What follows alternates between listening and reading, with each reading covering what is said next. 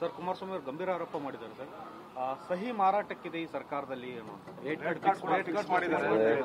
ಹೆಚ್ಚಿಗೆ ಅವರು ಹೇಳುವ ಹೇಳಿಕೆಗಳಿಗೆ ಹೆಚ್ಚಿಗೆ ಪ್ರತಿಕ್ರಿಯೆ ಮಾಡೋದು ಏನು ಸರಿ ಇಲ್ಲ ಅನ್ಸುತ್ತೆ ನನಗೆ. ಪದೇ ಪದೇ ಆರೋಪ ಮಾಡ್ತಾ ಇದ್ದಾರೆ. ಅದೇ ಅದಕ್ಕೆ ಸರಿ ಇಲ್ಲ ಅಂತ ಹೇಳೋದು.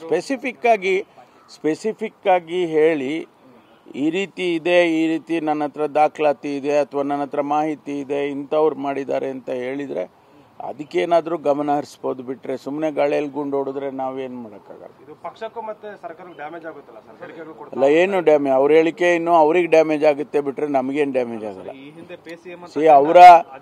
ಅವರ ನೋಡಿ, ಅವತ್ತು ನಾವು ಹೇಳಿದಾಗ ಕಾಂಟ್ರಾಕ್ಟರ್ ಅಸೋಸಿಯೇಷನ್ ಅಧ್ಯಕ್ಷರೇ ಪ್ರಧಾನಮಂತ್ರಿಗೆ ಪತ್ರ ಬರೆದಿದ್ರಲ್ಲ, ಅವರೇ ಸ್ಪೆಸಿಫಿಕ್ ಆಗಿ ಹೇಳಿದ್ರಲ್ಲ ಕೆಂಪಣ್ಣವರು.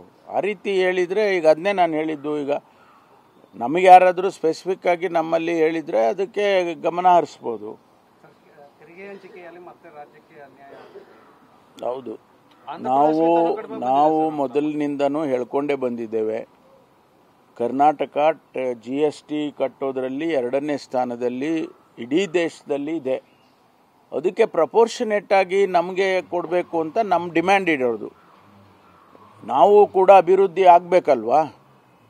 ಇವತ್ತು ಜನ ಹೇಳ್ತಾರೆ ಅದು ರಸ್ತೆ ಆಗಲಿಲ್ಲ, ಈ ರಸ್ತೆ ಆಗಿ. ಬೆಂಗಳೂರು ಪಟ್ಟಣದಲ್ಲಿ ತಮಗೆ ಗೊತ್ತಿದ್ದಾಗೆ ಬೇಕಾದಷ್ಟು ರಸ್ತೆಗಳಾಗಬೇಕು ಅಂತೆಲ್ಲ ಡಿಮ್ಯಾಂಡ್ ಹೇಳ್ತಾರೆ. ನಮಗೆ ಕೇಂದ್ರ ಸರ್ಕಾರ ನಮ್ಮ ಟ್ಯಾಕ್ಸ್ ಹಣ ನಮ್ಗೆ ಕೊಟ್ಟರೆ ಅಭಿವೃದ್ಧಿಗೆ ಅದನ್ನೆಲ್ಲ ಉಪಯೋಗಿಸ್ತೀವಿ. ಅವ್ರು ಕಂಡೀಷನ್ ಹಾಕಿ ಕೊಡಲಿ, this money has to be spent only on developments ಅಂತ ಬೇಕಾದ್ರೆ ಕಂಡೀಷನ್ ಹಾಕಿ ಕೊಡಲಿ, ಕೊಡಬೇಕಲ್ಲ.